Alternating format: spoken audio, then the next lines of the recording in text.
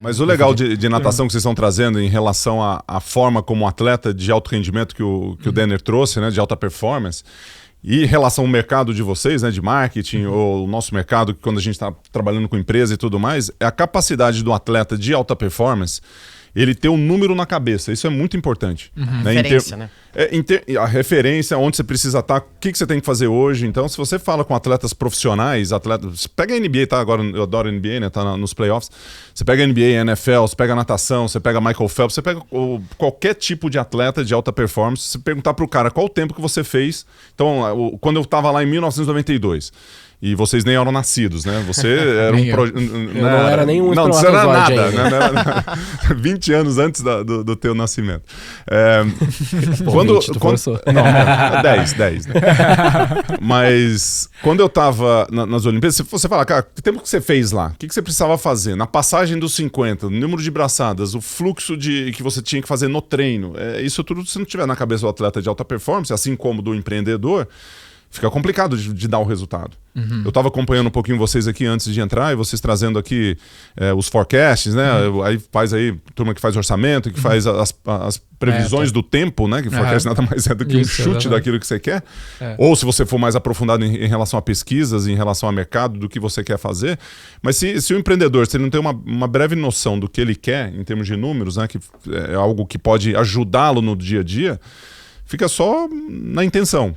E é claro que a forma, a sensibilidade do gestor, né, que a gente fala muito do dono, eu tenho muito a minha veia, eu sou formado em economia, né, na Universidade de Michigan, mas muito focado na administração durante toda a minha carreira empreendedora. Então a sensibilidade de tocar um negócio, ela é muito parecida com de um atleta de alta performance, com certeza. Então você sabe onde você quer ir, você tem um pouco de clareza no caminho ali. E de repente você se enfrenta a várias etapas que volta no hoje, né? Hoje o que você vai fazer? Como é que vai ser isso? Tu estudou economia, eu não sabia dessa. Sou economista, cara. Não sabia, não. Mas foi antes ou depois? Ou durante? Foi durante. Eu fui para os Estados Unidos para fazer high school, meu último ano de high school. Eu estava aqui no Brasil, eu nadei no Pinheiros, né? Fiz até o 3º ano, aí eu fui prestar vestibular, não passei em nada. Né? Eu era da turma do fundão, sabe? Aí eu chegava com a sacolinha de nadar e com uma pranchinha e sentava na última fila lá do cursinho. Aí botava a prancha na parede, literalmente na parede, e dava uma dormidinha ali de umas 2 aulas, assim, mais ou menos. Aí chegou na hora de fazer o vestibular, aí não deu certo. Aí eu falei assim, pô, já que eu tô nadando, vamos aonde a turma valoriza o esporte. Eu fui para os Estados Unidos passar... Depois do período do ensino fundamental, hoje, nem sei qual é os nomes.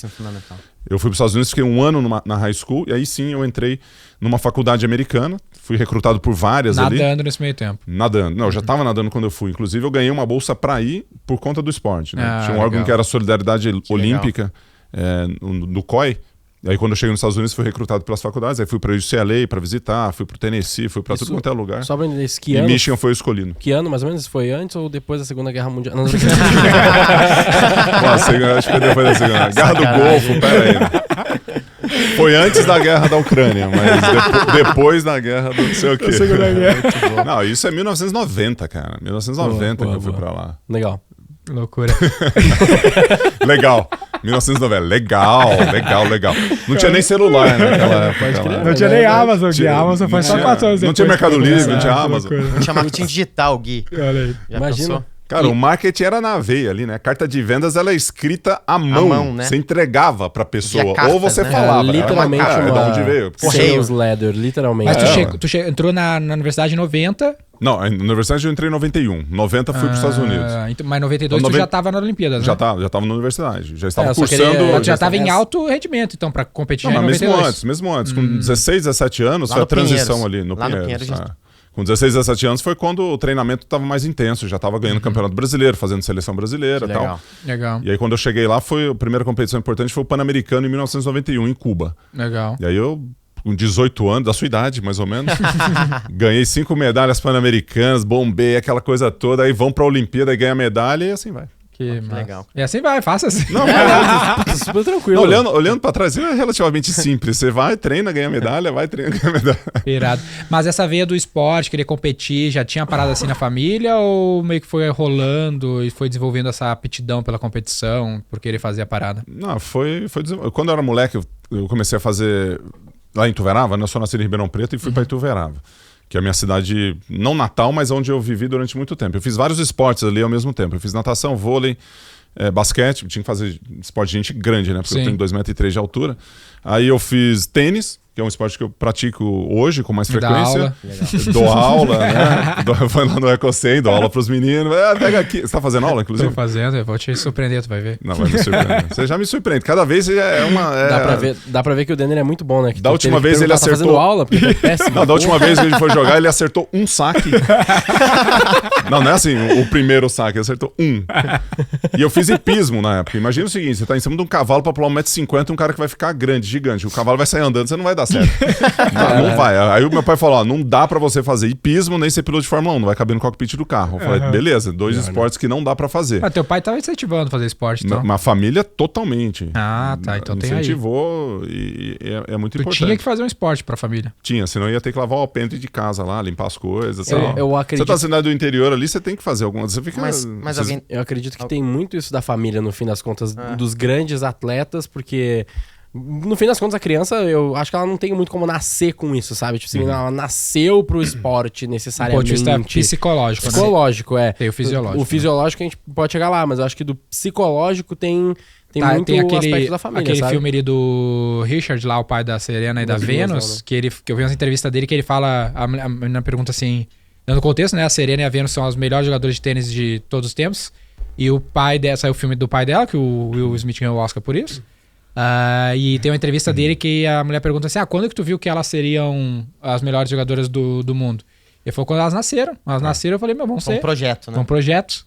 Você foi um Objetivo projeto, Smart. Gustavo? Ah, Eu não como a Serena e o pai, né? Eu assisti também o filme e tem uma coisa no esporte que ele funciona. Então a gente pode separar aqui o dom, que você nasce com aquilo, com questões fisiológicas que podem te ajudar a ser um atleta ou a ser qualquer tipo de pessoa na sua vida, e tem o talento que você desenvolve. Então o talento você desenvolve, você tem que treinar isso, o seu dom, senão você não vai ser.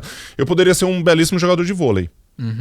Ou basquete. mas tu não desenvolveu. Pela Eu não altura, treinei, eu não fui lá, mas eu tenho altura, eu tenho A impulsão. predisposição, né? Uma Eu tenho inclinação própria predisposição, biológica. mas a natação foi onde eu tive. Aí fica fácil, depois do fato que aconteceu, a gente analisar e ver o que deu certo. E é muito comum a gente olhar para atletas de alta performance e falar assim, olha, esse aqui é o modelo agora. Por quê? Porque o cara ganha tudo. Aham. Mas não necessariamente o que ganhava tudo antes tem o mesmo padrão que esse teve. Então você pode ter a família que tá ali do lado, você tem os caras que não têm a família do lado, você tem gente que supera, tem um índice de superação gigantesco, mas via de regra, se você tem uma família que apoia, uma família estruturada, isso vai ter mais chances de você chegar onde você quer chegar. E aí na questão das oportunidades, isso faz uma diferença, sim, né? Você tá mais presente, tá junto, porque não é fácil, você vai lá numa competição, você vai ficar o dia inteiro competindo duas provas, vai nadar duas provas e você tem que ficar o dia inteiro com o teu filho lá. Isso é um sábado. E aí, o que você quer? Você quer fazer churrasco, quer tomar seu chimarrão? Não, chimarrão dá pra tomar na borda da piscina. Mas você fica o dia... Você, entre aspas, perde o seu dia inteiro pra fazer isso. Investindo no filho, no fim das Investindo contas, no nesse caso, filho. né? Total. Mas quem está disposto a pagar esse preço, né? Porque você já investe no seu filho na educação, você já investe no seu filho em vários outros elementos. Aí você tem um elemento a mais. No caso do filme era emblemático, né? Ele trabalha à noite, nem dorme e vai dando, vai indo pra cima, né? E a hora que dá o resultado, eu falo, pô, legal, isso fez sentido. E a hora que você vê o filme ali, nossa, olha o... Legal. Imagina se a família tivesse investido em mim no esporte. Porra, hoje eu seria um exímio lutador de sumô. Pode ser. Mas assim, isso é um dos elementos, né? Em casa, eu tenho uma irmã mais ou menos da mesma idade. Ela teve outras opções, queria outras coisas. Então, teve o mesmo investimento dos meus pais. Em casa, na minha própria casa com os meus filhos, tem 3 elementos que eu acho que é fundamental para a criança, que vale aqui para o mercado corporativo também, né? Os 3 elementos são: primeiro, para você fazer atividade física, você tem que se divertir, tem que ser legal, e você tem que sorrir enquanto você está fazendo, você tem que fazer amigos e você tem que fazer com capricho. O que é fazer se divertindo? É você gostar daquilo que você faz. Beleza. Então, a paixão é o canalizador emocional da entrega, aquela coisa toda, funciona. Você gostar do que você faz.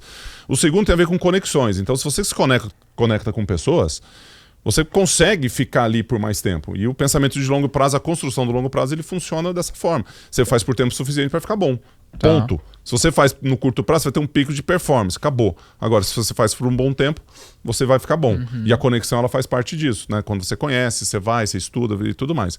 E o terceiro é fazer bem feito, que é a excelência, né? Você pega no meu esporte a excelência, você está falando de 1/100 de segundo, que é o menor indicador possível entre você fazer um resultado médio e um resultado extraordinário, que é ficar em casa ou ir para as Olimpíadas, ganhar uma medalha ou não ganhar uma medalha.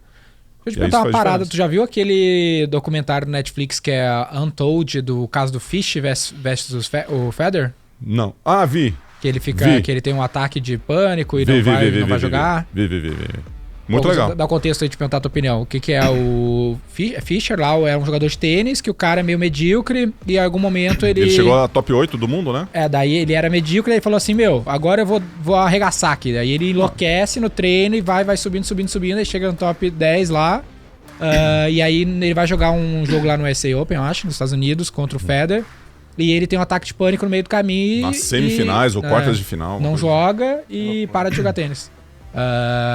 Porque eu vi assim, é um aspecto fisiológico ou tem a ver com o treinamento do cara pro cara... Porque tem uns caras que são imbatíveis não, inquebráveis, e tem esses caras que é tipo aquela pessoa que tem burnout versus aquela pessoa que tá tudo certo. É uma pergunta difícil aí.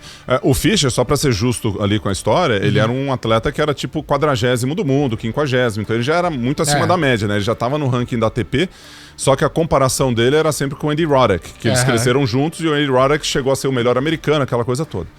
Mas quando você fala de pressão, vem com o trabalho, vem com aquilo que você vai fazer. Em termos de esporte, em termos de trabalho, todos nós aqui somos pressionados, né? Vocês têm a própria empresa, sim. Você trabalha para alguém que você vai ter que ter uma entrega de resultado. Então, assim, sabendo que a pressão vai existir, como você se prepara para ela? Então você tem vários casos, né? Você mencionou o do próprio Fischer, você tem a Simone Biles, que aconteceu aqui em 2016. Você tem pessoas que... O próprio Michael Phelps, em alguns momentos, já circulou em cima disso. Se você pegar depressão, problemas psicológicos, a pressão no trabalho, isso é algo que atinge todo mundo, não é só atleta. Sim. Todo mundo sofre disso. Total. Agora, quando isso e quando isso tem uma repercussão maior, aí você fala, putz, acontece com atletas também. Simone Biles foi o último caso assim muito emblemático. Então ela já era 5 vezes medalhista de ouro olímpica. 5 vezes a mulher já tinha ganho. Ela já sabia da pressão. Aí você vai criando minhoca na cabeça em alguns momentos, e outras você pega talvez assim uma pressão externa gigantesca. E em algumas outras vezes é químico o negócio. É um problema que você precisa tratar. Então, independentemente se for algo que está sendo criado na sua cabeça que vai construir essas minhoquinhas que vão criando na cabeça. Se é algo químico, ou se é uma pressão que está levando a estafa e tudo mais, precisa ser tratado. Tem algumas coisas que são mais simples de tratar, outras não. Então, quando você não consegue sair da cama, quando você vai dar um salto, você vai cair, pode ter a tua integridade física com problema, você precisa tratar disso com carinho, com cuidado. Agora, dentro do esporte de alta performance, vai ter a pressão. Isso é algo que funciona, que acontece. Então, busque uma pessoa para ajudar. Ela tem as pessoas que ajudam. O Fischer também tinha gente para acompanhar. E eu acho que isso tá muito ligado a como a gente enxerga o mundo, né? Tem muita comparação que a gente faz. No meio do empreendedorismo, do investimento, do marketing, mas tu acha que